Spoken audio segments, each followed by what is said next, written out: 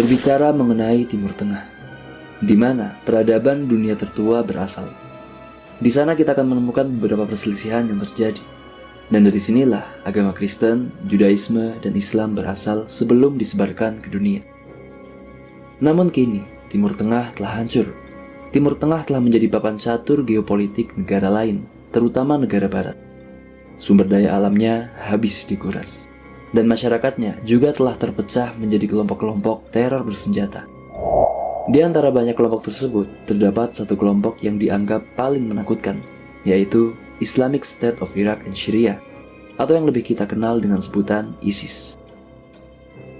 Kekejaman, fanatisme, hingga kemampuan tempur dari kelompok ini masih menjadi perbincangan dunia hingga sekarang. Lantas bagaimanakah organisasi ini? Siapakah dalang dibaliknya? Dan apa tujuan mereka?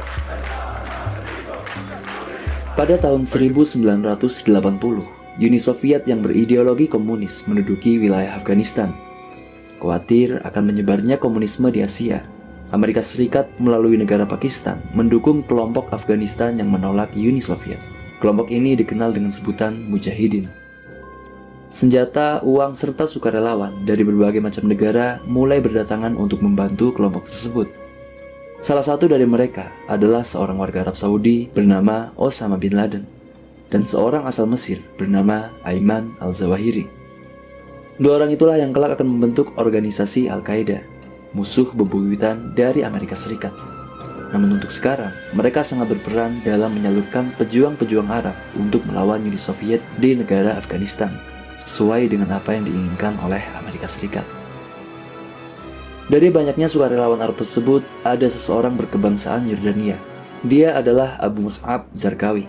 Hanya saja, dia sampai di Afghanistan pada tahun 1989, ketika sebagian besar Uni Soviet sudah dipukul mundur. Terpaksa, Zarqawi pun harus pulang lagi ke negara asalnya, Yordania. Lebih malangnya lagi, Zarqawi kerap bermasalahan dengan penegak hukum Yordania dan harus menderita di penjara sampai tahun 1999. Setelah dibebaskan dari penjara, Zarqawi segera kembali ke Afghanistan, yang pada saat itu Afghanistan sudah dikuasai oleh Taliban dan menjadi markas bagi Al-Qaeda, sebuah organisasi yang didirikan oleh Osama bin Laden dan Ayman al-Zawahiri. Meski Zarqawi dan Osama bin Laden berada dalam satu negara, namun ideologi keduanya pun sangatlah berbeda. Hanya saja, keduanya sama-sama beranggapan bahwa Amerika Serikat merupakan musuh terbesarnya. Namun, pada tahun 2001, tepatnya pada tanggal 11 September, organisasi Al-Qaeda yang bermarkas di Afghanistan dituduh sebagai dalang di balik penyerangan World Trade Center, atau yang lebih kita kenal dengan istilah peristiwa Selasa Kelabu, WTC 9/11. Sehingga pada tahun yang sama, Amerika menyerbu Afghanistan dalam rangka membalas serangan Al-Qaeda di World Trade Center. Akibatnya para petinggi Al-Qaeda pun harus melarikan diri ke negara-negara sekitar Afghanistan. Mereka tersebar di negara seperti Pakistan, Iran, dan Irak. Nah, si Zarqawi ini, dia melarikan diri ke Irak. Hal inilah yang justru dijadikan dalih bagi Amerika Serikat untuk menginvasi Irak pada tahun 2003. Selain menuduh Irak memiliki senjata pemusnah massal, weapons of mass destruction, Amerika Serikat percaya bahwa Saddam Hussein juga melindungi kelompok teror Al-Qaeda. Tuduhan tersebut sebenarnya sangat tidak masuk akal, mengingat Saddam Hussein, presiden Irak kala itu, merupakan seorang diktator sekuler yang justru dibenci oleh Al-Qaeda dan Zarqawi. Namun dengan percaya diri, Amerika Serikat malah menggembur Irak, hingga Saddam Hussein pun akhirnya ditangkap dan dieksekusi. Kini Irak diduduki oleh Amerika Serikat. Anehnya, Amerika Serikat ini justru tidak langsung menangkap Zarqawi. Di bawah pendudukan Amerika Serikat, identitas etnis, suku, dan agama masyarakat Irak lebih ditekankan. Lebih parahnya lagi, ribuan personel militer Irak diberhentikan dari pekerjaannya.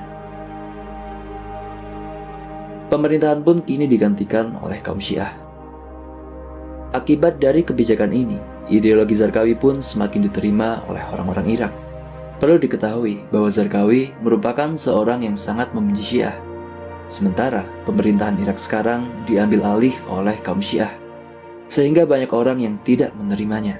Akhirnya, mereka pun memutuskan untuk bergabung dengan Zarqawi, termasuk mereka yang menjadi mantan personil militer Irak. Dengan cepat, kelompok Zarqawi ini membludak dan mulai melakukan serangan-serangan terhadap pemerintahan, kaum Syiah, bahkan kaum Sunni yang tidak sependapat dengannya.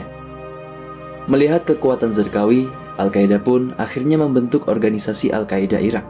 Dengan demikian, Zarqawi bisa mendapat lebih banyak pengikut dan bantuan dana. Pada tahun 2006, Amerika yang mulai resah akibat Zarqawi memutuskan untuk membunuhnya. Amerika mengira bahwa pembunuhan ini akan membasmi organisasi Al-Qaeda Irak, namun mereka salah. Berkat pendudukan Irak yang berantakan dan masyarakat yang sudah terpecah belah, Al-Qaeda Irak dapat memperkuat diri dengan cepat. Pada tahun 2006, Al-Qaeda Irak mengubah nama mereka menjadi Islamic State of Iraq atau Negara Islam Irak, meskipun hal tersebut tidak sesuai dengan yang diinginkan oleh Usama bin Laden.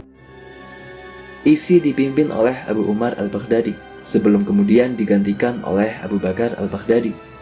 Tujuan dari ISI adalah membentuk sebuah negara Islam. Namun untuk mencapai tujuan tersebut, ia pertama-tama harus pergi ke Suriah. Nah, pada tahun 2011, Suriah diguncang dengan demonstrasi dan pemberontakan terhadap rezim Syiah Bashar al-Assad. Secara diam-diam, ISI mulai mengirim bantuan ke kelompok Islami Suriah atau yang dikenal dengan kelompok Al-Nusra. Lambat laun, Abu Bakar al-Baghdadi, seorang pemimpin dari ISI, ingin menggabungkan kedua organisasi tersebut. Namun, Al-Nusra menolak, sehingga kedua kelompok tersebut pun berkonflik satu dengan yang lain. Dan pada akhirnya, ISI lah yang lebih berpengalaman. Mereka berhasil menarik banyak pejuang Al-Nusra ke dalamnya. Dan pada tahun 2013, dibentuklah Islamic State of Syria, atau yang kita ketahui dengan sebutan ISIS. Zarqawi, si pemuda yang dulunya bukan siapa-siapa, berhasil. Ia telah membentuk sebuah organisasi teror yang berkelanjutan, bahkan setelah kematiannya. Sekian kami sampaikan, wallahu ta'ala alam.